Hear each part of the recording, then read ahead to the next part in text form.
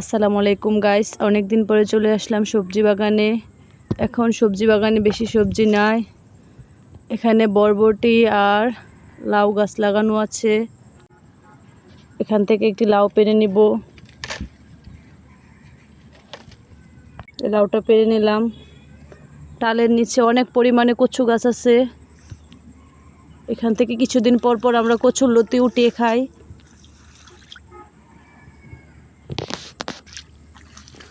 আমাদের দিকে প্রতিদিন প্রচুর পরিমাণে বৃষ্টি হয়, এই জন্য টালের নিচে অনেক পানি। এই দিক দিকে অনেক পরিমাণে লেবু।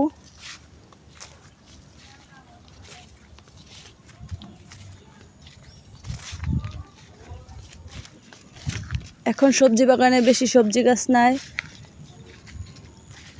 বৃষ্টিতে অনেক সবজি নষ্ট হয়ে গেছে।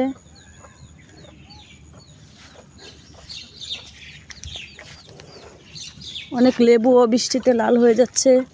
প্রচুর পরিমাণে বৃষ্টি আমাদের দিকে, অনেক লেবুও নষ্ট হয়ে যাচ্ছে। নিচে অনেক লেবু পড়ে আছে।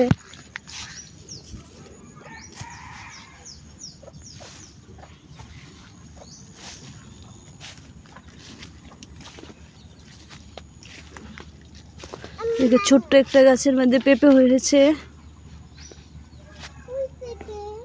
এই যে পেঁপে, আচ্ছা বড় হলে খাবে।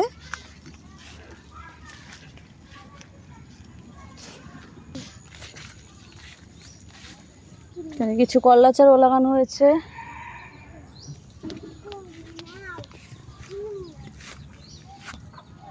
পেঁপে পাতা তো অনেক কষ।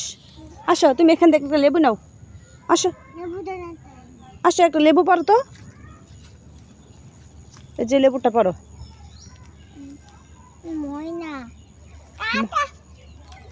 আমি পারতাম, আমু পারি।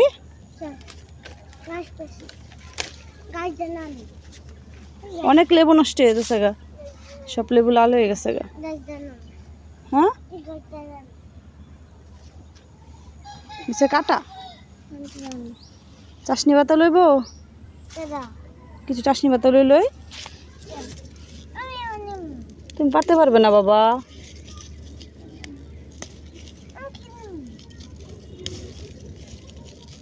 প্রতি বাজারে এখান থেকে চাশনি পাতা পেরে বাজারে বিক্রি করা হয়। আমাদের দিকে এগুলা কেজি হিসাবে বিক্রি করা হয়।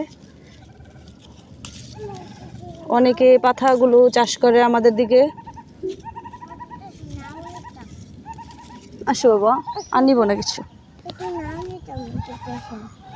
আমাদের বাড়ির পাশে সবজি বাগান, প্রতিদিন যা দরকার পড়ে সবজি বাগান থেকে এসে নিয়ে যায়।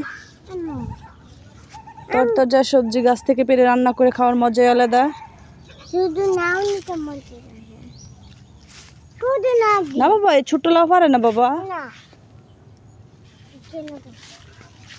আজ এ পর্যন্ত, আজ বেশি কিছু নিব না।